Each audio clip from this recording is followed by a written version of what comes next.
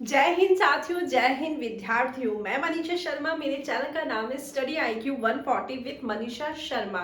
Daily मेरे द्वारा आपको साइकोलॉजी पढ़ाई जा रही है, हिस्ट्री पढ़ाई जा रही है और जीके की ट्रिक्स करवाई जाती है।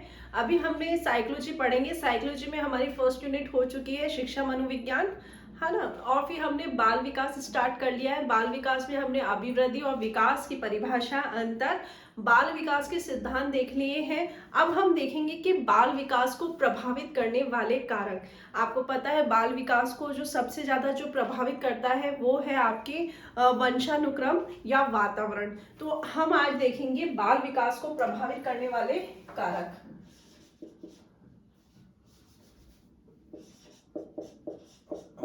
बाल विकास को प्रभावित करने वाले करने वाले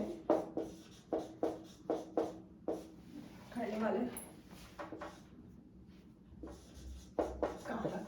इसमें आपका सबसे पहले जो बाल विकास को जो सबसे ज्यादा जो प्रभावित करता है वो है आपका वंशानुक्रम। हम धीरे धीरे अच्छे से एक एक चीज को समझते हुए, टॉपिक को हम अच्छे से क्लियर करते हुए आगे बढ़ेंगे, ताकि आपको किसी भी चीज में, किसी भी विषय वस्तु में आपको ऐसा ना हो कि कुछ चीज समझ में ना आ रही हो। ऐसा हम वो काम नहीं करेंगे तो आपको अच्छे से क्लियर होता जाएगा। तो अभी हम देखेंगे विकास में जो है, पहला है आपका विकास में आनुवंशिकता की भूमिका बोल दो या वंशानुक्रम बोल दो, बात एक ही है। विकास में आनुवंशिकता की भूमिका।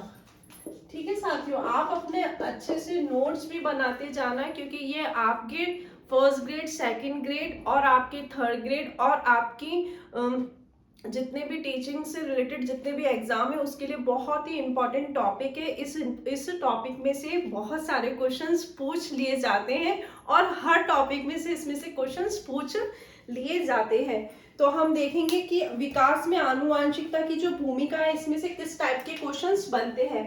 तो पहला आपका बन जाता है परिभाषा। परिभाषा में से अब तक 4 या 5 बार क्वेश्चंस आ चुका है। 4 या 5 बार परिभाषा में से क्वेश्चंस आ चुका है। ठीक है, मैं आपको परिभाषा में से क्वेश्चंस वंशानुक्रम की इसमें जो हम पढ़ेंगे ना, विकास में आनुवंशिकता की भूमिका, तो हम पहले परिभाषा लेंगे, फिर लेंगे कि वंशानुक्रम की प्रक्रिया में से क्या क्या क्वेश्चन पूछ चुके हैं। कम से कम 8 से 9 बार प्रक्रिया में से क्वेश्चंस पूछ चुका है। फिर है वंशानुक्रम की प्रक्रिया। ताकि आपको मैं इसलिए ऐसे बता रही हूँ ताकि आपको पता चले कि हमें कौन से टॉपिक में ज्यादा ध्यान देके पढ़ना है, कौन से टॉपिक को हमें ज्यादा वेटेज देनी है। तो वंशानुक्रम की प्रक्रिया, इसमें से आपके 8 या 9 क्वेश्चंस, ये 4-5 आपके क्वेश्चंस हैं। तीसरा है वंशानुक्रम के नियम। इसमें से भी आपके 2 या 3 ऐसे क्वेश्चंस पूछ चुके हैं। तो आप देख रहे हो वंशानुक्रम की प्रक्रिया में से बहुत बार क्वेश्चन आए हैं, तो इसका मतलब क्या हुआ कि ये टॉपिक तो आपको अच्छे से पढ़ना है। तो वंशानुक्रम की क्रम की नियम में से 3 या 4 क्वेश्चन। फिर है आपके वंशानुक्रम व वातावरण। अभी आज हम जो लेंगे, पहले अपन पूरा अच्छे से वंशानुक्रम पढ़ेंगे, फिर देन हम वातावरण पे आएंगे।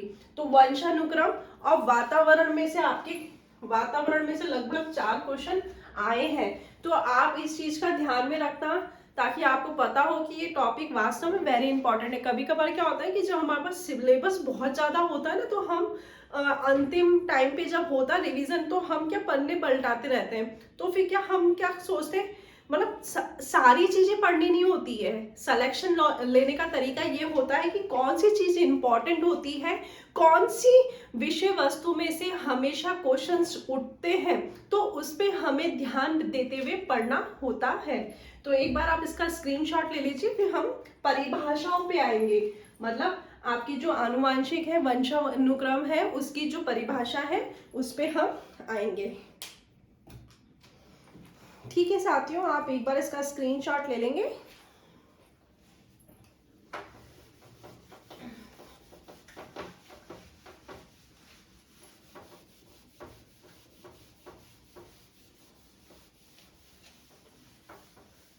ठीक है साथियों, तो हम सबसे पहले जो लेंगे, सबसे पहले हम लेंगे परिभाषा। साइकोलॉजी में परिभाषा वेरी वेरी इंपॉर्टेंट है। बिना परिभाषा के साइकोलॉजी नहीं है, कोई सा भी टॉपिक बिना परिभाषा के नहीं है। तो हम इसमें लेंगे परिभाषा पहले। तो परिभाषा का वही अंदाज, मैं आपको परिभाषा जो इम्पोर्टेंट है वो आपको मैं सब करवाऊंगी। साथ में परिभाषा को हम शॉर्ट फॉर्म में याद करने की कोशिश करेंगे। इतनी बड़ी मतलब इसकी भाषा के रूप में, पूरी भाषा के रूप में मैं आपको लिखवाऊंगी नहीं, ना तो मैं अपन पूरी भाषा में लिखवा के, इतना समय भी नहीं है। आपको ऐसे लिखवाऊंगी ताकि आपको परिभाषा एग्जाम में आए तो आप वो एग्जाम में कर सकते हैं। तो सबसे पहले जो परिभाषा है वो है हमारे रुट बेंटिक की। किसकी परिभाषा है? रुट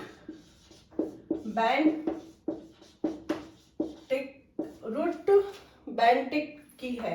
अब ये क्या कहते हैं, रुट बेंटिक क्या कहते हैं? माता पिता से प्राप्त होने वाले गुणों का नाम ही क्या है? वंशानुक्रम है। तो ये क्या बोलेगा? माता पिता से। देखो वैसे हमको मालूम है, हमने साइंस पढ़ी है, 10th तक हमने साइंस पढ़ी है, हमें पता है कि वंशानुक्रम क्या होता है। जो हमारा मतलब पूर्व पीढ़ी से नई पीढ़ी में जो गुण आते हैं, मतलब हमारे माता पिता से जो हमारे में जो गुण आते हैं वही हम वंशानुक्रम मानते हैं। तो जी हाँ, वही होता है वंशानुक्रम। तो इनका क्या कहना है? माता पिता से प्राप्त होने वाले गुणों का नाम ही वंशानुक्रम है। माता पिता से प्राप्त होने वाले गुणों का नाम ही वंशानुक्रम है। ठीक है, रुट बेंटिक का मानना है। अब आपको ध्यान रखना, माता पिता के गुणों को कौन मान रहा है? आपके रूट। रूट मतलब जड़ होती है, और हमारी जड़ क्या है? हमारे माता पिता है। तो रुट बेंटिक क्या मानते हैं? माता पिता से प्राप्त होने वाले गुणों का नाम ही क्या है? वंशानुक्रम है। दूसरा है आपका BN झा। दूसरा कौन है? BN झा। अगर आपको इसको याद रखना है तो रूट को हम क्या कहते हैं? जड़। और जड़, हमारी जड़ कौन है? हमारी जड़ माता पिता है। ठीक है, आप हमेशा परिभाषा में क्या करा करो? एक कीवर्ड देख लिया करो। अब इसमें रुट बेंटिक, रूट हम बोलते हैं ना, हमारी रूट तो ये है, मतलब हमारी रूट क्या है? हमारे माता पिता, हमारे दादा दादी, ये हमारी रूट है। तो इन्होंने क्या बोला? माता पिता से प्राप्त होने वाले गुणों को ही वंशानुक्रम है ना। तो ठीक है साथियों, तो रूट बेंटिक से हमने देख लिया। अब है BN झा। BN झा को भी हम अच्छे से याद करेंगे। BN झा का बोल रहा है वंशानुक्रम जन्मजात विशेषताओं का योग है। वंशानुक्रम जन्मजात गुणों का योग है। देखो परिभाषा इतनी सारी है हमारी साइकोलॉजी में, हम हर परिभाषा को रट नहीं सकते हैं। हमें परिभाषाओं के लिए हमेशा परिभाषाओं की कीवर्ड पे ध्यान देना चाहिए, या कुछ अपने दिमाग में ऐसा ट्रिक का सोचना चाहिए जो हमें एग्जाम में देखते याद हो जाए। अब रूट बेंटिक से क्या आ जाएगा? माता पिता से प्राप्त गुण, है ना। अब BN झा है। BN झा है तो वंशानुक्रम जन्मजात गुणों का योग है। देखो अब ये B और N, B प्लस N, है ना, योग हो रहा है, योग हो रहा है ना। तो आप क्या करोगे? देखो आपकी ABCD में B भी आ रहा है, N भी आ रहा है, B प्लस N योग, तो जन्मजात गुणों का योग है। तो आप इसको ऐसे याद कर सकते हो। ये तो मैंने ऐसे याद किया, तो मैंने जैसे याद किया वो मैं बताने का प्रयास कर रही हूँ। तो आप लिख सकते हैं बी एन झा वंशानुक्रम जन्मजात गुणों का योग है। बी एन झा, तो बी ये मतलब ये इनके हम योग कर रहे हैं ना, तो बी एन झा योग जन्मजात गुणों का योग है। तो याद होगी ना आपको परिभाषा। नेक्स्ट है सॉरेसन की। सॉरेसन की हम लिखेंगे। मेरा प्रयास यही रहेगा कि मैं आपको साइकोलॉजी को बड़ा सरल तरीके से, बड़ा अच्छे तरीके से मैं आपको पढ़ाने का प्रयास करूं। तो नेक्स्ट परिभाषा है हमारी सॉरेसन की। नेक्स्ट परिभाषा है हमारी सॉरेसन की। सॉरेसन क्या कहते हैं? सॉरेसन ये कहते हैं पितृक बच्चों की प्रमुख विशेषता और गुणों का योग निर्धारित करते हैं। पितृक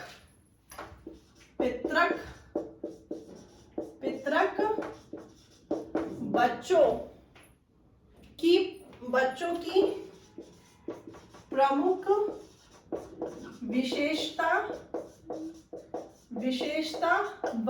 विशेषता वह गुणों का योग निर्धारित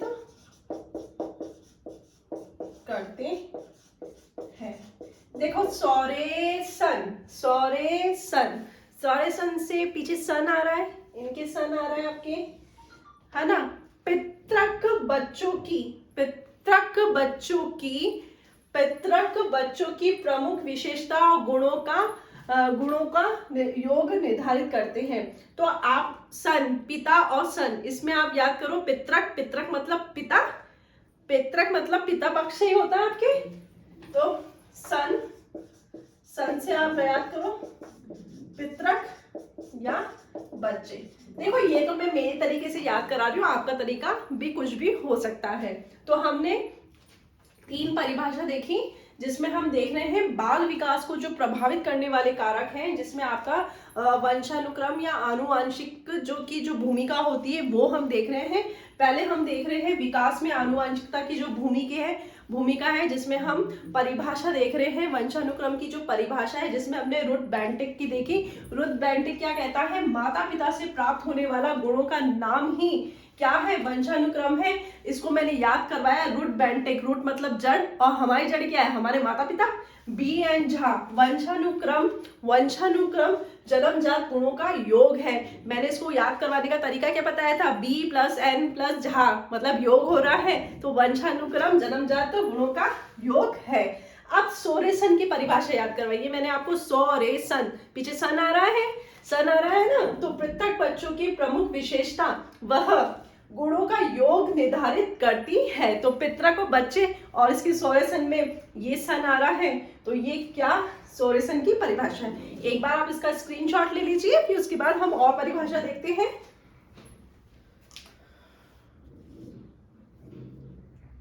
देखो अभी एक और परिभाषा आएगी पीटरसन। ये सॉरेसन है, तो इधर आपका पितृक और बच्चा आ रहा है ना। अब पीटरसन में भी पिता और बच्चा आएगा। यहाँ पितृक शब्द का यूज लिया है, वहां माता पिता दोनों ही आ जाएंगे। ठीक है साथियों, आगे हम और परिभाषा देखते हैं। बहुत इंपॉर्टेंट टॉपिक है। इसमें से आपका मतलब बाल विकास है ना, बाल विकास अपने आप में ही बहुत इंपॉर्टेंट टॉपिक है। तो बाल विकास में से आपके क्वेश्चंस बहुत सारे आते हैं, तो आपको अच्छे से मतलब ये आपके सभी ग्रेड में है बाल विकास। तो फर्स्ट ग्रेड में तो आपकी किशोरावस्था की उसमें पूछ लेता है, अवस्था में से जब आता है तो फर्स्ट ग्रेड में किशोर अवस्था का पूछता है। बाकी आपके सेकंड ग्रेड, थर्ड ग्रेड में आपका पूरा ही बाल विकास है। नेक्स्ट परिभाषा है आपकी पीटरसन की। मैंने कहा ना पीटरसन भी आएंगे। चौथी परिभाषा है आपकी पीटरसन की। पीटरसन क्या कह रहा है? पीटरसन कह रहा है माता पिता व पूर्वजों से प्राप्त होने वाला प्रभाव ही। अब वहां पे तो योग कह रहा था, सॉरेसन क्या कह रहा था? निर्धारित गुणों का योग। अब यहाँ पे क्या बोल रहा है? प्रभाव। तो आप ध्यान रखना, आपको परिभाषा अच्छे से याद करनी है, उसमें से कीवर्ड आपको ही निकालने हैं। तो पीटरसन क्या कह रहा है? पीटरसन कह रहा है माता पिता व पूर्वजों से प्राप्त होने वाला प्रभाव ही माता पिता वह पूर्वजों से प्राप्त होने वाला माता पिता वह पूर्वजों से प्राप्त होने वाला प्रभाव ही प्राप्त होने वाला प्रभाव ही क्या है? वंशानुक्रम है। ठीक है, वहां आपके क्या आ रहा था? पितृक और बच्चा और उसका योग था। यहाँ पे क्या है? पीटरसन का माता पिता और पूर्वज और इनका प्रभाव आएगा। तो यहाँ पे आपके माता पिता और पूर्वजों से होने वाला प्रभाव आएगा। नेक्स्ट परिभाषा है आपकी वुडवर्थ की। नेक्स्ट परिभाषा है वुडवर्थ की। ये परिभाषा आपकी वेरी इंपॉर्टेंट है। सारी परिभाषा इंपॉर्टेंट है, लेकिन वुडवर्थ की परिभाषा आपकी वेरी वेरी इंपॉर्टेंट है। तो वुडवर्थ क्या कहता है? वे समस्त बातें जो जन्म के समय नहीं अपितु 9 माह पहले वे समस्त बातें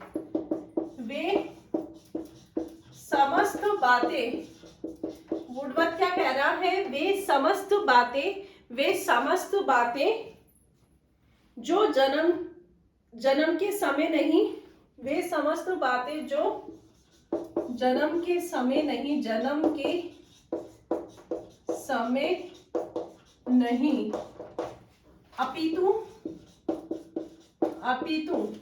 अपितु 9 माह पहले उपस्थित हो जाती है। इसका कहने का मतलब है जब बालक जन्म लेता है उस समय नहीं, उसके 9 माह पहले से ही उसमें उपस्थित हो जाती है। मतलब वंशानुक्रम के जो गुण है वो बच्चे में जन्म के समय नहीं, जब वो मतलब गर्भ में है तब से ही उसके वंशानुक्रम के गुण देख लिए जाते हैं। 9 माह पहले उपस्थित हो जाते हैं, अपितु 9 माह पहले उपस्थित हो जाते हैं।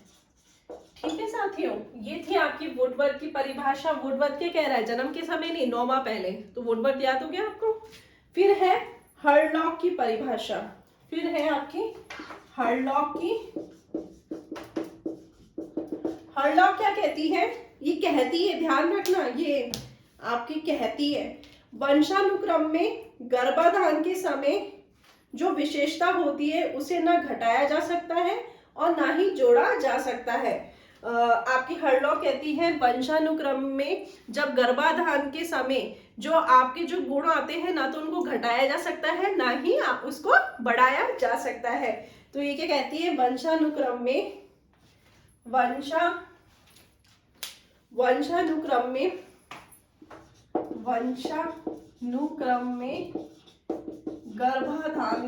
गर्भाधान में जो गुण पाया जाता है गर्भाधान के समय जो विशेषता पाई जाती है, जो विशेषता पाई जाती है ना उसे घटाया जा सकता है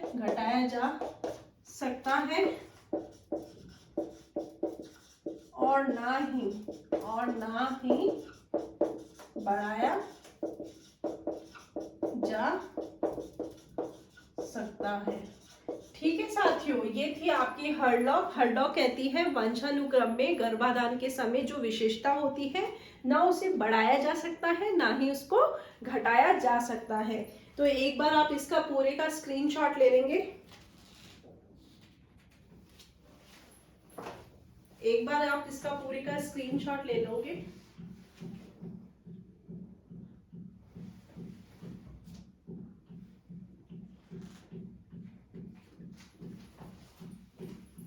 ठीक है साथियों, एक और परिभाषा है आपकी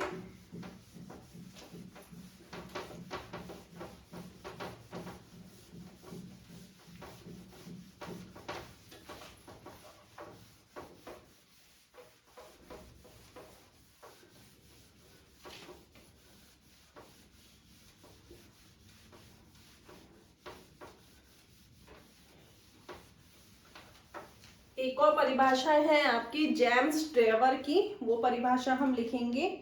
जेम्स ट्रेवर क्या कह रहा है, जेम्स ट्रेवर, ठीक है साथियों। जेम्स ट्रेवर क्या कह रहा है, माता पिता की शारीरिक व मानसिक विशेषताओं का एक पीढ़ी से दूसरी पीढ़ी में स्थानांतरण होना ही आनुवंशिकता है। ये क्या कह रहा है, माता पिता की शारीरिक व मानसिक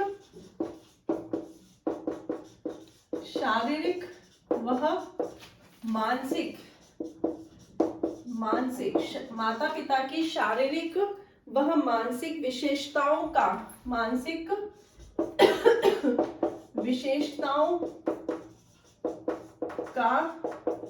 एक पीढ़ी से दूसरी पीढ़ी में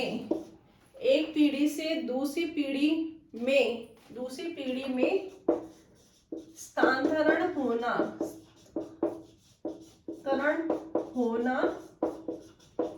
एक पीढ़ी से दूसरी पीढ़ी में स्थानांतरण होना आनुवंशिकता है।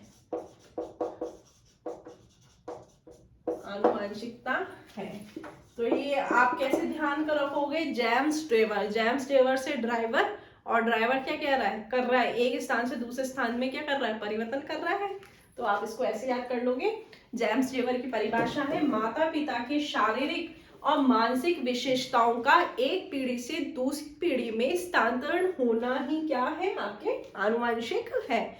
एक बार आप इसका स्क्रीनशॉट ले लेंगे, एक बार आप इसका स्क्रीनशॉट ले लो, फिर हम देखेंगे वंशानुक्रम की प्रक्रिया। ये बहुत ही इंपॉर्टेंट टॉपिक है क्योंकि इसमें से आपके अभी तक 8 से 9 बार क्वेश्चंस आ चुके हैं। तो मैं आपको साथ ही साथ में ये भी बताती जा रही हूँ कौन से टॉपिक में सबसे ज्यादा क्वेश्चंस पूछे हैं। मतलब इसमें आप देखोगे सब में से क्वेश्चन पूछा है, लेकिन हर बार ज्यादा कहाँ से क्वेश्चन उठा रहा है वो मैं आपको पूरा बताने का प्रयास कर रही हूँ।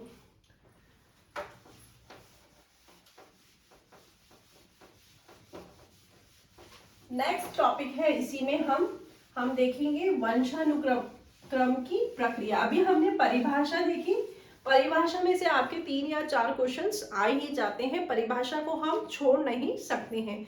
ये सारी परिभाषा मैंने वो करवाई है जो एग्जाम में आई भी है या परीक्षा की दृष्टि से वेरी इंपॉर्टेंट है। ठीक है साथियों,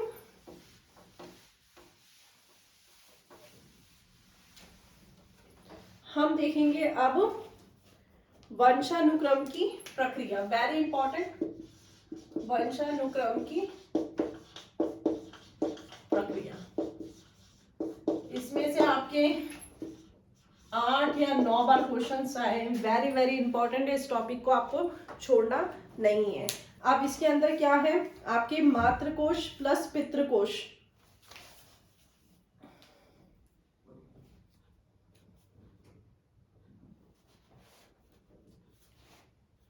आपके मातृकोश जो आपकी वंशानुक्रम की, जब आपका मतलब पीढ़ी बनती है, जो आपका मतलब उत्पाद होता है, तो किससे होता है, मातृपक्ष और पितृपक्ष के संयुक्त उत्पाद से क्या बनता है, नया युग्म या नया वो बनता है, नया उत्पाद बनता है। तो आप लिखोगे मातृकोश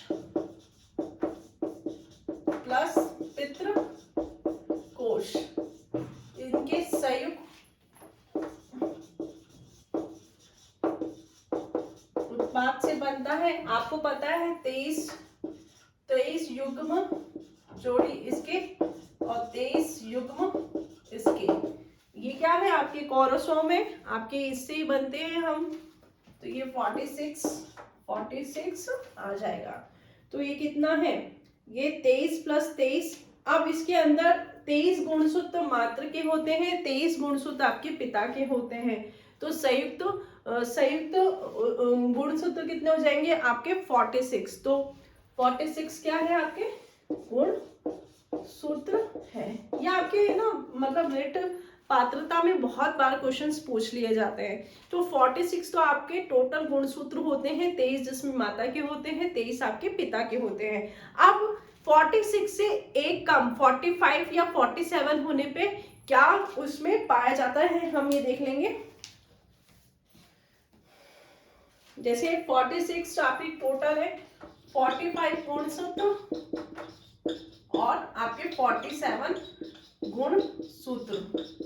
45 गुणसूत्र पाए जाने पे आपके टर्नर सिंड्रोम, टर्नर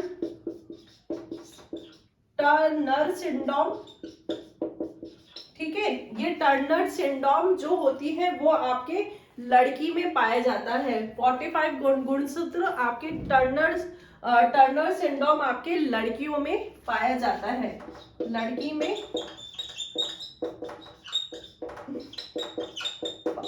पाया जाता है। आपको मैं जो इंपॉर्टेंट है ना वो चीज करवाने का प्रयास कर रही हूँ। तो टर्नर 45 गुणसूत्र जिसमें टर्नर सिंड्रोम पाया जाता है, ये लड़की में पाया जाता है। और इसमें क्या होता है, लड़की मतलब बांझ या माँ नहीं बन पाती है। तो क्या लिखेंगे आप इसमें, क्या होता है, लड़की माँ या बांझ हो जाती है, ठीक है साथियों। और इसके अंदर क्या IQ कितना होता है, IQ आपका IQ होता है 34 से 40 IQ होता है।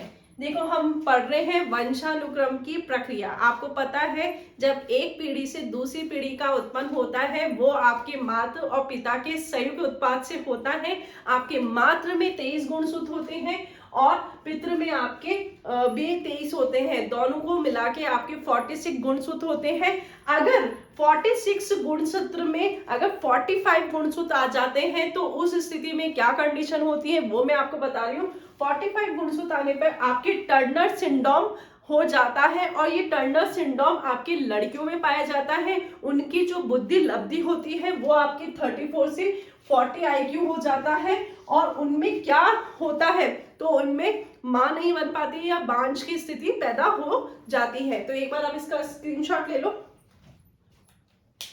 ये क्वेश्चन आते हैं, बहुत बार रिपीट हुए हैं, तो आपसे पूछ लेता है टर्नर सिंड्रोम में कितने गुणसूत्र पाए जाते हैं, तो 45। और ये किसमें होता है, लड़कियों में होता है। क्या होता है, मां नहीं बन पाती है, बांझ का IQ लेवल 34 से 40। बस ऐसे याद करना है आपको रटना नहीं है, ऐसे परेशान नहीं होना है। आपको साइकोलॉजी को लेके परेशान बिल्कुल नहीं होना है। आप स्टेप बाय स्टेप साइकोलॉजी पढ़ोगे तो आपको स्टेप बाय स्टेप साइकोलॉजी याद होती जाएगी, ठीक है साथियों। ये हमने 45 गुणसूत्र के बारे में देखा। अब हम देखेंगे 47। अगर 46 का तो पता ही है आपको, 47 में अगर अधिकता होती तो क्या होता है,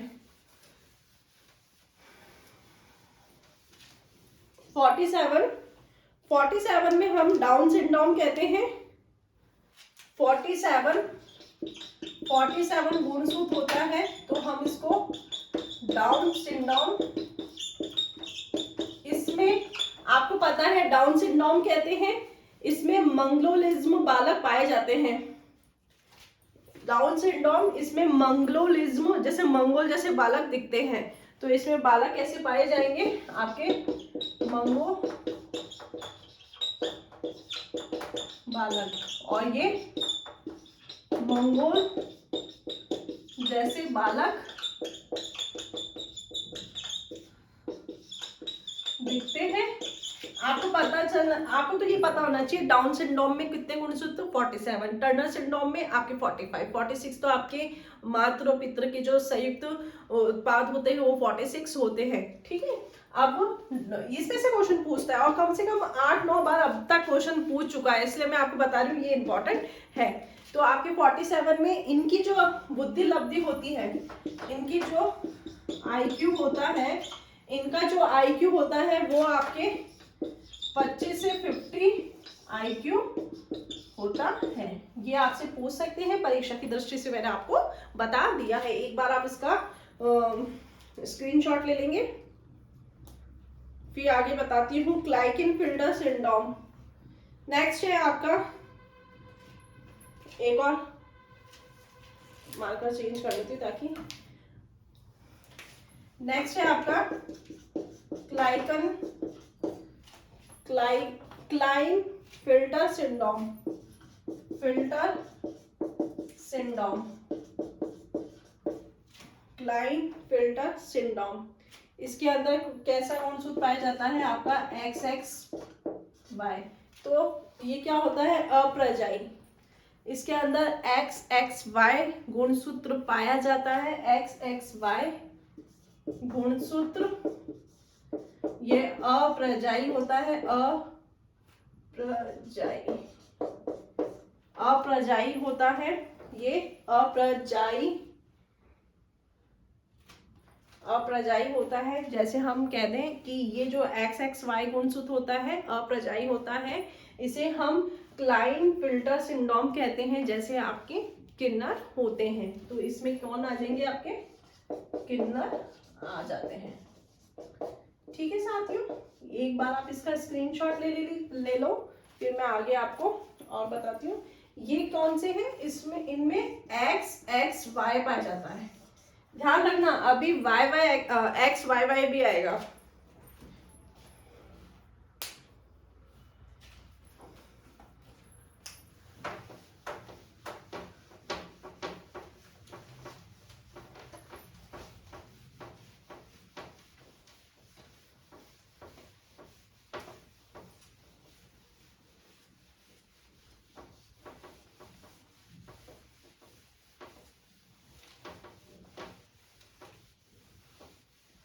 ठीक है साथियों, अब है आपके नेक्स्ट है आपके XYY। ये बाल अपराधी किस्म के बालक होते हैं। XYY आपको पता है XXY में किन्नर, ठीक है साथियों, जिसमें अपराजाई, और आपके XYY बाल अपराधी बालक आ जाते हैं, बाल अपराधी बालक आते हैं, बाल अपराधी बालक आते हैं। ठीक है साथियों, ये आपको पता होना चाहिए, एग्जाम में बहुत बार पूछ लेते हो और बड़ा नॉर्मल सा है, आपको पता होना चाहिए। हमारे गुणसूत्र कितने, 46 45 में कितने हैं टर्नर सिंड्रोम, 47 में कितने हैं आपके डाउन सिंड्रोम, और आपके प्रजाई में XXY, बाल अपराधी में आपके XYY। तो बड़ा आसान सा है, इसमें से क्वेश्चंस रिपीट होते हैं। ठीक है, अब एक चीज है, वंशानुक्रम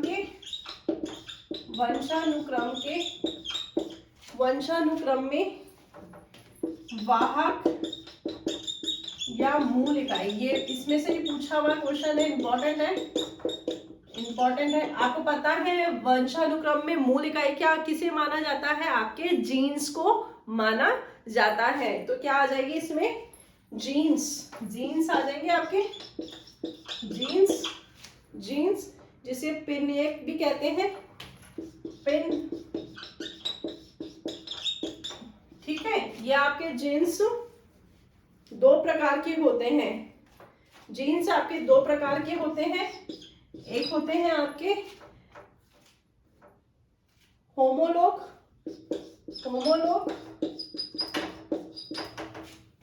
दूसरा होता है एलन।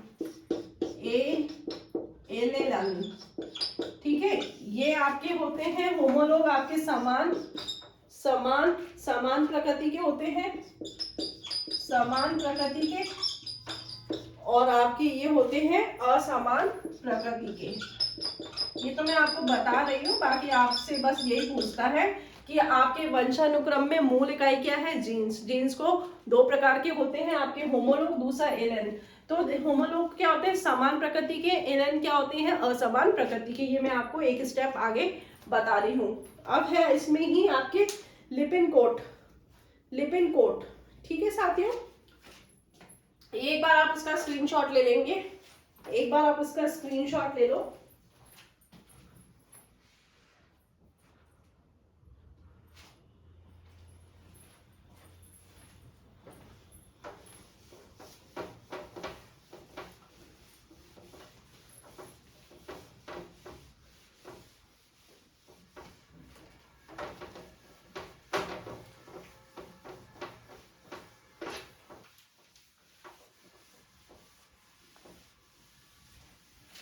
लिपिन कोड क्या होता है, लिपिन कोड जिसमें आपके XY होता है वो लड़का, और जिसमें XX होता है वो आपके लड़की होती है।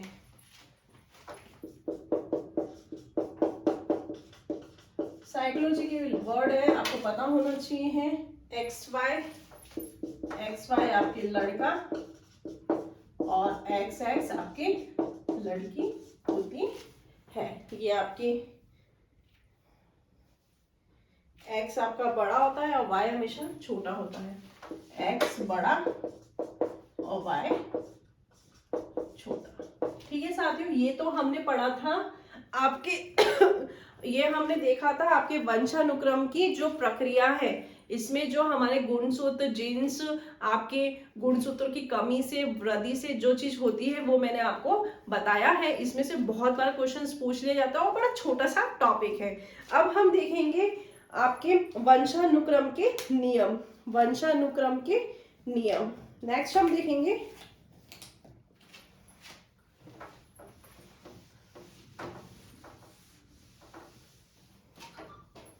वंशानुक्रम के नियम, वंशानुक्रम के नियम।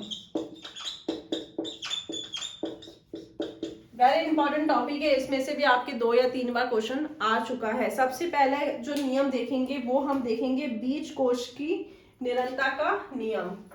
बीज कोश की, बीज कोश की निरंतरता का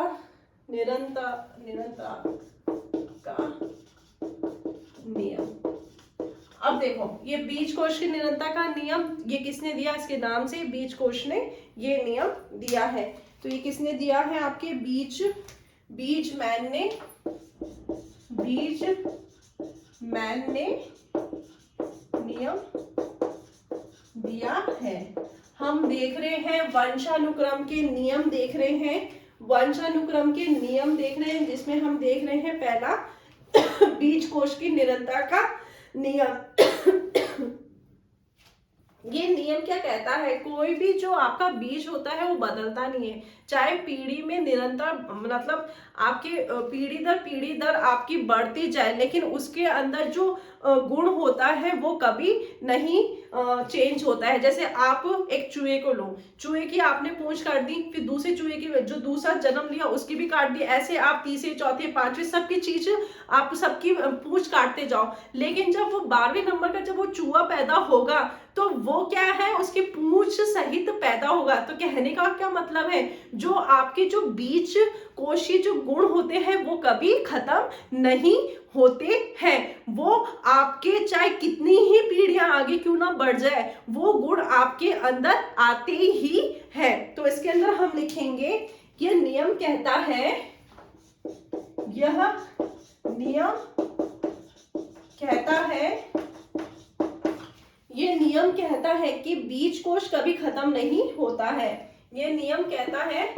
जैसे पूंछ चूहे की पूंछ काट दी, जैसे आज एक पूंछ चूहा हुआ उसकी काट दी, उससे जो वापिस जो पैदा हुआ चूहा फिर उसकी काट दी, फिर काट दी, फिर अंत में जब हम 19 से 20वीं की भी देख रहे हैं तो वो पूंछ सहित पैदा हो रहा है। तो कहने का मतलब क्या हुआ, बीज कोश कभी खत्म नहीं होता है, चाहे आपकी पीढ़ी कितनी ही क्यों ना बदल जाए। तो ये नियम कहता है बीज कोश कभी खत्म नहीं होता है, बीज कोश कभी खत्म नहीं होता,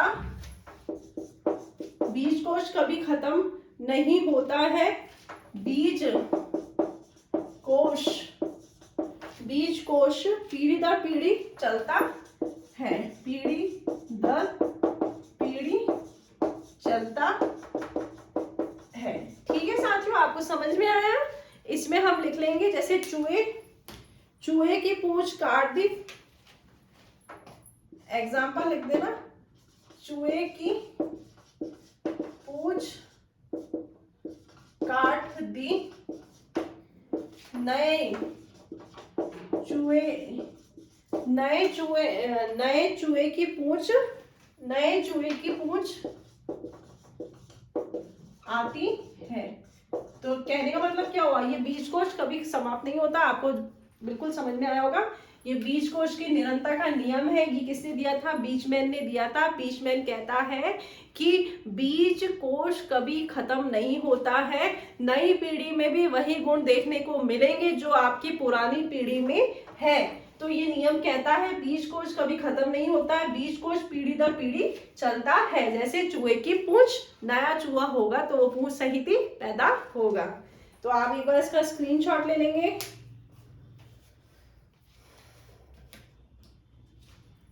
ठीक है साथियों, दूसरा है समानता का नियम। साथियों मैं आपको बहुत अच्छे से पढ़ाने का प्रयास कर रही हूँ। आप ज्यादा से ज्यादा लाइक कीजिए, अपने कमेंट्स भी दीजिए ताकि मुझे पता चले कि मैं आपको कितना अच्छा पढ़ा रही हूँ, क्या कमी है और क्या मुझे आपको और अच्छा देने का प्रयास करना है। और ज्यादा से ज्यादा शेयर कीजिए, सब्सक्राइब कीजिए, ताकि आप लोग मेरे से जितना कनेक्ट रहेंगे, आप लोग जितना मेरे साथ जुड़े रहेंगे, मुझे पुनर्वलन मिलता रहता है, ताकि मैं अपनी मेहनत दुगनी तुगनी से मैं आपको देने का प्रयास करूं, अच्छे से अच्छे आपको मतलब विषय वस्तु दूं और अच्छे से पढ़ाने का प्रयास करूं। तो आप मेरे साथ लगातार जुड़े रहिए और ज्यादा से ज्यादा शेयर कीजिए, ताकि आप लोगों के द्वारा ही मुझे निरंतर मोटिवेशन मिलता रहता है। तो नेक्स्ट दूसरा जो है हमारा समानता का नियम। मैं आपको साइकोलॉजी और इतिहास, दो विषय ऐसे हैं जो मैं आपको कंप्लीट पढ़ाऊंगी। आपको बिल्कुल कोई कॉस्ट देने की जरूरत नहीं पड़ेगी कहीं पे भी, और मैं आपको संपूर्ण रूप से मनोविज्ञान और संपूर्ण रूप से, चाहे आपका वर्ल्ड हिस्ट्री हो चाहे आपकी इंडियन हिस्ट्री हो, वो आपको मैं अपनी तरफ से पूरा पढ़ाने का प्रयास करूंगी और पूरा कंप्लीट सिलेबस पढ़ाऊंगी। ठीक है साथियों, अभी हमारा पुनर्जागरण का टॉपिक हो गया है। कुछ इंपॉर्टेंट क्वेश्चंस करवाए थे कल। दूसरा है हमारा समानता का नियम। दूसरा है हमारा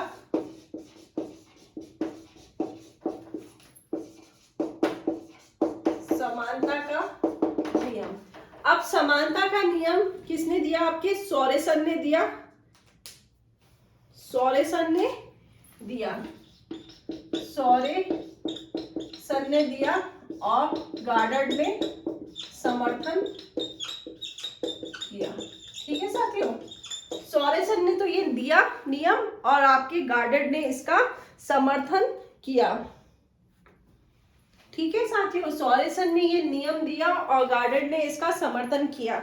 इसके अंदर क्या है कि जैसे माता पिता में जैसे गुण होते हैं वैसे उनके बच्चों में वो गुण आते हैं। तो यह समानता का नियम यही है। जैसे हम देखते हैं ना, यार इसकी मम्मी की शक्ल पे गई है, ये तो अपने पापा पे गया है, तो कहने का क्या मतलब है, माता पिता के गुण जैसे होते हैं वैसे ही गुण अपने बालकों में वो गुण आते हैं। तो ये कौन सा नियम हुआ? समानता का नियम हुआ। तो इसके अंदर लिखेंगे जैसे माता पिता होते हैं, जैसे माता पिता होते हैं वैसे ही वह गुण अपने बालकों में, बालक बोल दो या बच्चे बोल दो एक ही बात है, बालकों में वैसे ही वह गुण अपने बालकों में आते हैं। ठीक है साथियों, एक बार आप इसका स्क्रीनशॉट ले लेंगे।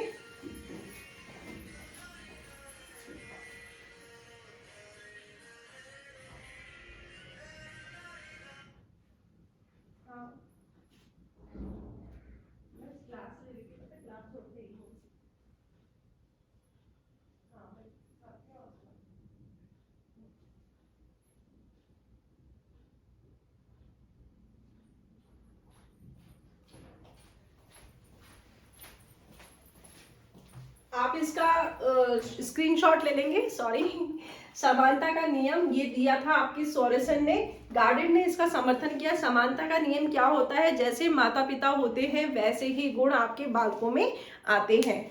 नेक्स्ट है जो आपका विभिन्नता का नियम। विभिन्नता का नियम, नेक्स्ट है आपका विभिन्नता का नियम। विभिन्नता का नियम किसने दिया था, जिसे हम प्राकृतिक चयन का नियम भी कहते हैं। प्राकृतिक चयन का नियम भी कहते हैं। ये विभिन्नता का नियम आपके किसने दिया था, डार्विन ने दिया था। हमने साइंस में पढ़ा जब हम छोटे थे 9वीं 10वीं क्लास में, ये विभिन्नता का नियम या प्राकृतिक चयन का नियम हमने पढ़ा है। ये दिया था आपके डार्विन ने दिया था। तो इसके ये डार्विन ने दिया है, डार्विन ने दिया। अब इस नियम के अनुसार क्या होता है, माता पिता के कुछ गुणों का बालकों में भिन्न पाया जाना। जैसे कुछ बालक में नई पीढ़ी में प्रवेश करने पे अपने माता पिता के गुणों को छोड़ के नए गुण आ जाते हैं। तो इसमें क्या होता है कि जरूरी नहीं कि हर बार आपके बालक में वही गुण आए जो आपके माता पिता में। तो आप देखोगे कि माता पिता के कुछ गुण तो बालक में आते हैं, लेकिन कुछ बालक के जो गुण होते हैं वो नए गुण आते हैं। तो ये कौन सा नियम हो गया, विभिन्नता का नियम। कुछ उनसे भिन्न आते हैं, तो ये आपके विभिन्नता का नियम हुआ। तो आप इसके अंदर लिखेंगे माता पिता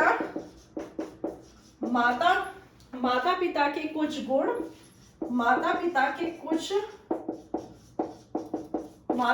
के कुछ गुणों का बालक में भिन्न पाया जाना। माता पिता के कुछ गुणों का बालक में भिन्न पाया जाना। ठीक है साथियों, माता पिता के कुछ गुणों का बालक में भिन्न पाया जाना। कुछ बालक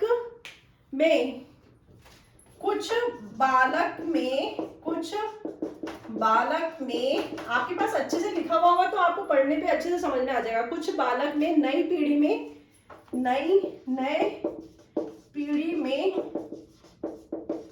प्रवेश करने पर अपने माता पिता से प्रवेश करने पर अपने माता पिता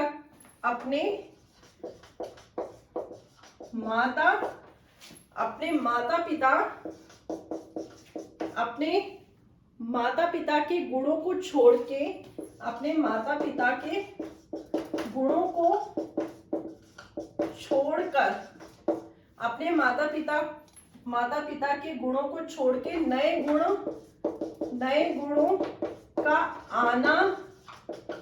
आना ही क्या है, विभिन्नता का नियम है। तो कुछ डिफरेंस आए हैं तो क्या कह देंगे हम इसको, विभिन्नता का नियम। नए गुण व विशेषताओं को अपनाते हैं, नए गुणों का आना ही विभिन्नता का नियम है। एक बार आप इसका स्क्रीनशॉट, नियम है, मुझे लगता है आपको बिल्कुल समझ में आ रहा होगा। समानता का नियम, जैसे माता पिता के गुण है वैसे बच्चों में गुण आना। विभिन्नता का, जैसे माता पिता के तो गुण है लेकिन उनमें नए गुण या नई विशेषता आना, वो क्या है, आपकी विभिन्नता का नियम। एक बार आप इसका पूरे का स्क्रीनशॉट ले लेंगे, फिर मैं आपको और करवाती जाऊंगी।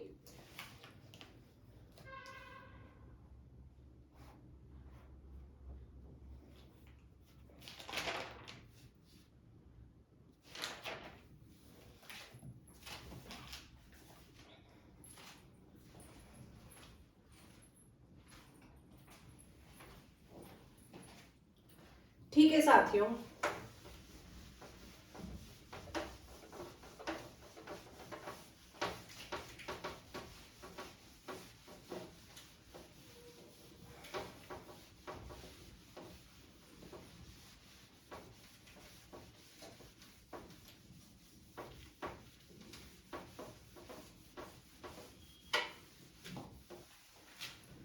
फिर है आपका प्रत्यागमन का नियम। अब तीसरा कितने हो गए, प्रत्यागमन का नियम। चौथा है आपका प्रत्यागमन का नियम। ये प्रत्यागमन का नियम आपके मेंडल ने दिया था, मेंडल और सॉरेसन ने दिया था। मुख्य रूप से तो आपके ये मेंडल ने ही दिया था, तो ये मेंडल ने दिया है। आप दोनों का नाम लिखेंगे, मेंडल और आपके सोरेसन। अब इसके अंदर क्या होता है, इसके अंदर क्या होता है, आप देखोगे कि विपरीत गुणों का पाया जाता है। अब जैसे मैं आपको एग्जांपल दूं कि आपका जैसे बाबर है, बाबर में जो गुण थे वो आपके हुमायूं में नहीं पाए गए। हुमायूं बड़ा ही क्या बोलते हैं, विलासी प्रवृत्ति का था, लेकिन उसके विपरीत अकबर में वो गुण आए। तो कहने क्या होता है कि एक पीढ़ी से दूसरी पीढ़ी में जो विपरीत गुण पाए जाते हैं वो क्या है, प्रत्यागमन का नियम। ये आपके मेंडल ने दिया, सोरेसन ने भी इसको बताया या इसके अध्ययन किया है। तो आप लिखेंगे विपरीत गुणों का प्रवेश करना, विपरीत गुणों का। इसको बहुत सारे एग्जाम्पल है, हम हमारे आसपास में भी ऐसे एग्जाम्पल दे सकते हैं कि यार उसके फादर तो बड़ा अच्छा है लेकिन पुत्र बड़ा खड़ूस है, अरे यार उसके पापा तो बड़े खड़ूस है लेकिन उसका पुत्र बड़ा अच्छा है। तो हम क्या कह सकते हैं कि एक पीढ़ी में दूसरी पीढ़ी में विपरीत गुणों का पाया जाना वो आपके प्रत्यागमन का नियम है। जैसे बाबर, हुमायूं, अकबर। बाबर जितना अच्छा था, हुमायूं उतना विलासी का था, और उतना ही महान कौन था, आपके अकबर था। ऐसे आप और भी एग्जाम्पल देख सकते हैं, जैसे अमिताभ बच्चन जैसे महानायक कहलाए, उतना उनका बेटा अभिषेक नहीं करा। ऐसे आप शाहरुख को देख लो, उनका बेटा। तो ये क्या है, विपरीत गुण पाए जाते हैं। ये आपको रटने की जरूरत बिल्कुल नहीं है, ये आप अगर साइकोलॉजी को समझते समझते पढ़ोगे ना तो आपको साइकोलॉजी बहुत इजी लगेगी। तो प्रत्यागमन का नियम क्या है, विपरीत गुणों का प्रवेश करना, विपरीत गुणों का प्रवेश करना, अर्थात एक पीढ़ी में दूसरी पीढ़ी में, एक पीढ़ी में और दूसरी पीढ़ी में जो गुणों में अंतर होता है, गुणों में अंतर होता है वह प्रत्यागमन का नियम है। जैसे आप इसमें एग्जाम्पल लिख लोगे, बाबर, हुमायूं, अकबर। बाबर, हुमायूं, अकबर, ये अच्छा है, ये बुरा, और ये बहुत अच्छा। ऐसे आप ले लोगे अमिताभ और अभिषेक। ये तो बहुत ही अच्छे से समझ में आया। हर कोई हिस्ट्री तो नहीं पढ़ता है। अमिताभ और अभिषेक को देख के तो सभी पहचान लेंगे, भाई अमिताभ तो सुपर स्टार है, अभिषेक की तो कोई मूवी नहीं चली। तो ये कौन सा सिद्धांत हो गया, ये आपके प्रत्यागमन का नियम हो गया। तो आपको प्रत्यागमन का नियम सीधे सीधे आपको अमिताभ और अभिषेक में देखने को मिल जाएगा। ठीक है साथियों, तो एक बार आप इसका स्क्रीनशॉट ले लेंगे, फिर हम दूसरे नियम पे आएंगे।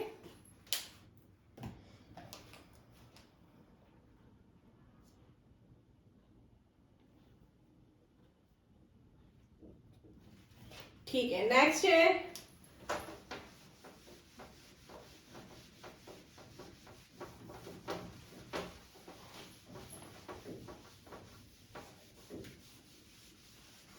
बहुत बड़ा टॉपिक है बाल विकास, क्योंकि बाल विकास में आप बहुत सारी चीज देखोगे। अभी तो हम अवस्था पे आएंगे तो हम देखेंगे शैशवावस्था, बाल्यावस्था, आपकी बाल्यावस्था, किशोरावस्था, प्रौढ़ावस्था। तो बहुत अपने आप में बहुत बड़ा टॉपिक है, और इस टॉपिक में से बहुत सारे क्वेश्चंस पूछे जाते हैं। तो आप जितना समझ के साइकोलॉजी पढ़ोगे ना तो आपको रटने की जरूरत बिल्कुल नहीं होगी।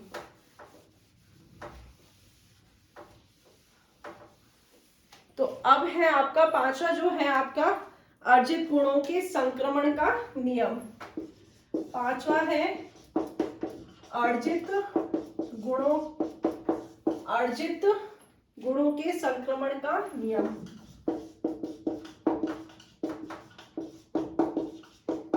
ये किसने दिया, आपके लैमार्क ने दिया था। अर्जित गुणों के संक्रमण का नियम ये किसने दिया, आपके लैमार्क ने दिया।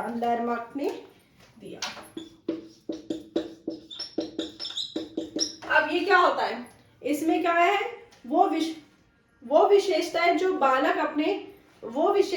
बालक अपने माता पिता के अंदर देखता है, वही गुण आपके बालक अर्जित करता है। आप देखते हैं ना, जो माता पिता करते हैं वही बालक बचपन से वो सब सीखता है। तो वो जो सब सीखता है वो क्या करता है, अर्जित गुण अपनाता है। तो क्या आएगा इसके अंदर, वो विशेषताएं लिखोगे आप इसके अंदर, वो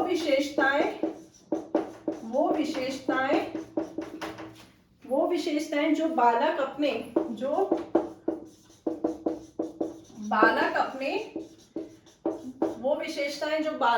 अपने माता पिता के अंदर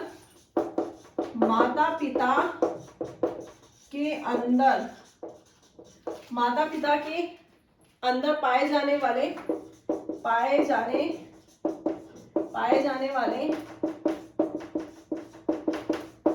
वाले गुणों को अर्जित करते हैं,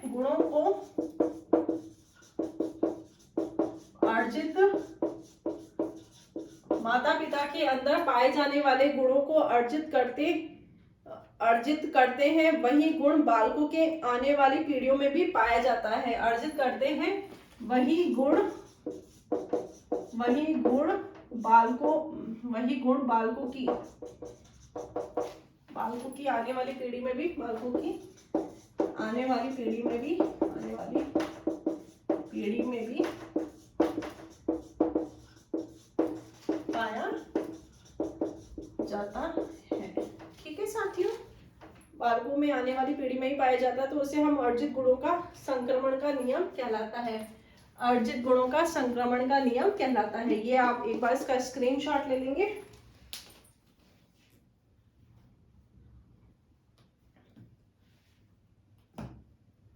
नेक्स्ट है आपका छठा है आपका वंश सूत्र या वर्ण संकरण का प्रभाविता का वंश सूत्र या वर्ण संकर का प्रभाविता का वियोग का नियम। एक बार आप इसका स्क्रीनशॉट ले लेंगे। हम देख रहे हैं वर्ण संकरता का नियम, इसे हम वर्ण संकरता का नियम भी कहते हैं, वंश सूत्र का नियम भी कहते हैं, वर्ण संकरता को प्रभावित विनियोग का नियम भी कहते हैं। ये किसने दिया, आपके मेंडल ने दिया। ये किसने दिया, आपका मेंडल ने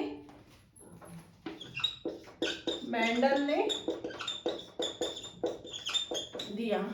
ये वंशानुक्रम को सबसे जो प्रभावित करता है वो आपका ये वाला नियम करता है, वंश सूत्र या वर्ण संकरता का नियम या वर्ण संकर को प्रभावित विनियोग का नियम। तो आप इसके अंदर लिख लेंगे वर्ण संकरता का नियम, इसको ऐसे भी लिख लो, वर्ण संकरता का नियम। ठीक है साथियों, ये मेंडल ने दिया। ये वंशानुक्रम को सबसे आधारभूत नियम है। ये वंशानुक्रम का सबसे आधारभूत नियम है। ठीक है साथियों, ये एक बार आप इसका पूरी का स्क्रीनशॉट ले लीजिए, मैं आगे इसके बारे में और बताऊंगी। ये मेंडल ने दिया है। मेंडल ने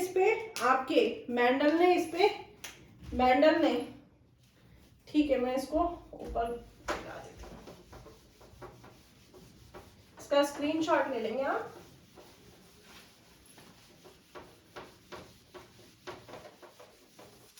बहुत बड़ा वीडियो होता जा रहा है।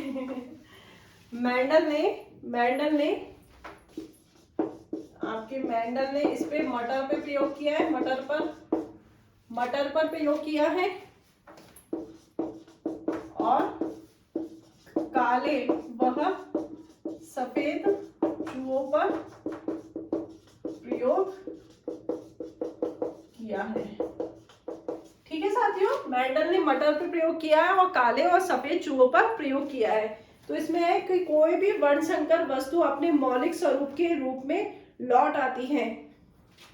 इसमें क्या लिखा है, कोई भी वर्ण संकर जो वस्तु होती है वो अपने मौलिक स्वरूप में आ ही जाती है। हम देखते हैं ना कि मतलब जैसे मान लो दादाजी का जो गुण है वो पिता में नहीं, वो लेकिन पोते में देखने को मिलेगा। तो जो कहने का मतलब क्या है कि कोई भी जो वस्तु होती है ना वो अपने मौलिक स्वरूप में आ ही जाती है। तो इसके अंदर आप लिख लोगे, इसके अंदर लिख लोगे कोई भी वर्ण संकर वस्तु, कोई भी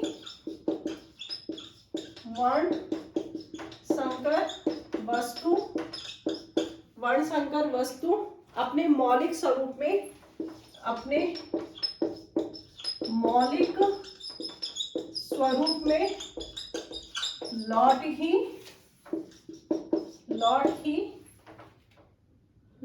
जाती है, लौट जाती है। उसे वर्ण संकर का नियम कहते हैं। इसके अंदर भी आपको पता है, आपने साइंस पढ़ी 9th में, हमने पूरा मेंडल का प्रयोग देखा है। वंशानुक्रम का सबसे जो महत्वपूर्ण जो प्रयोग है वो वंशानुक्रम का वर्ण संकर का नियम है। तो हम क्या देखते हैं, इसमें जो भी कोई वस्तु होती है, हमने उसमें मटर पे प्रयोग का देखा है कि जो मटर है ना वो अपने मौलिक स्वरूप में लौटकर आ ही जाता है। तो इसके अंदर क्या है, 2 नियम आते हैं आपके। एक तो आता है पृथक्करण का नियम, दूसरा आता है आपके स्वतंत्र छटाई का नियम,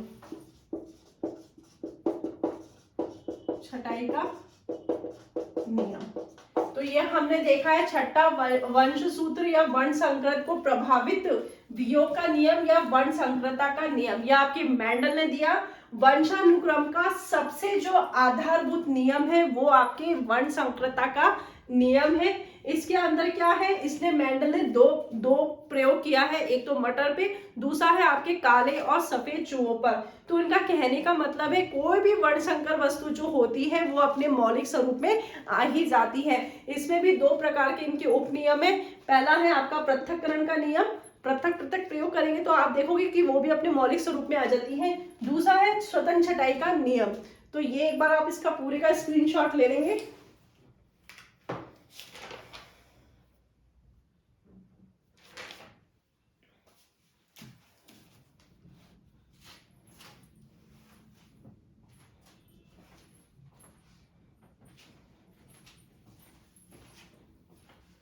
ठीक है साथियों,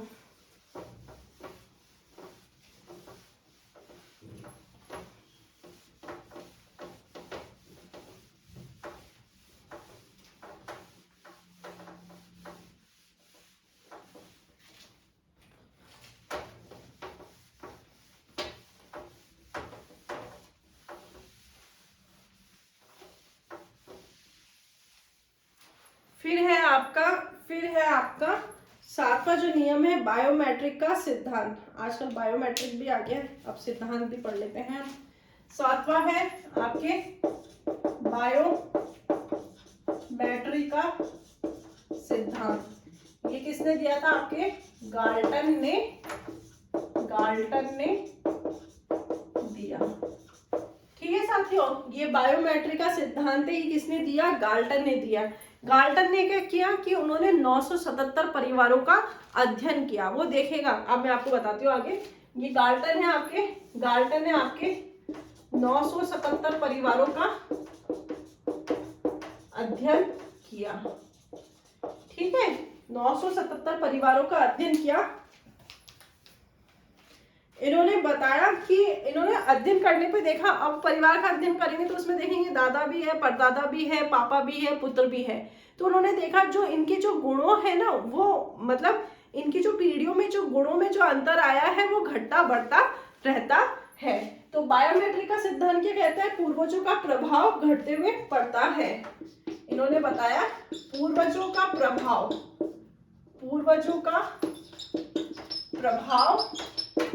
घटते बढ़ता है।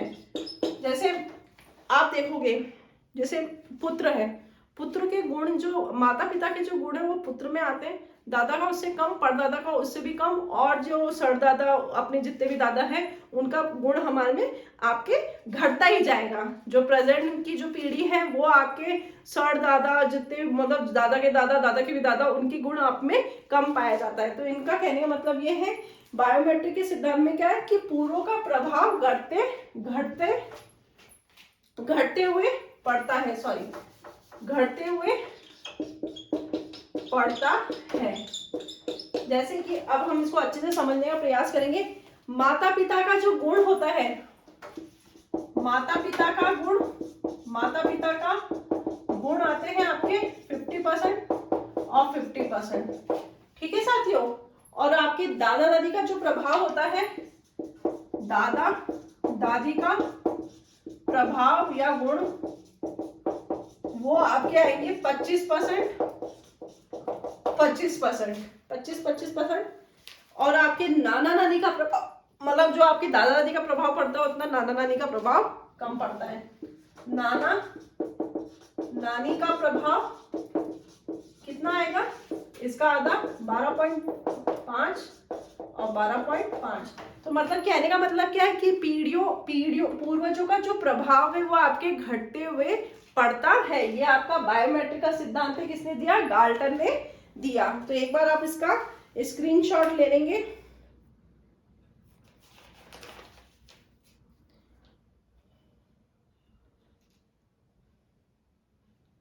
ठीक है साथियों, आज की क्लास हम यही समाप्त करते हैं क्योंकि क्लास बहुत बड़ी हो रही है, फिर क्लासेस अपलोड करने में बड़ी दिक्कत होती है। तो आज की क्लास हम यहीं पे समाप्त करते हैं। ये था हमारा जो ये हमारा था आज का वंशानुक्रम की प्रक्रिया देख ली था। वंशानुक्रम के ये जो नियम है वो मैंने आपको बता दिए हैं। नेक्स्ट की क्लास में हम देखेंगे कि वंशानुक्रम के जो प्रभाव है वो हम देखेंगे। तो आज की क्लास हमारी यहीं समाप्त होती है। वंशानुक्रम का जो प्रभाव है हम कल की क्लास में देखेंगे, फिर हम वातावरण भी देखेंगे, फिर हम अवस्था में आ जाएंगे। तो ये टॉपिक अपने आप में बहुत बड़ा टॉपिक है। तो साथियों आप मेरे साथ जुड़े रहिए, आप डेली अपनी क्लास लेते रहिए और आप इसको शेयर भी कीजिए, लाइक भी कीजिए और सब्सक्राइब भी कीजिए। तो आज की क्लास हमारी यहीं समाप्त होती है। जय हिंद साथियों, जय हिंद विद्यार्थियों, धन्यवाद।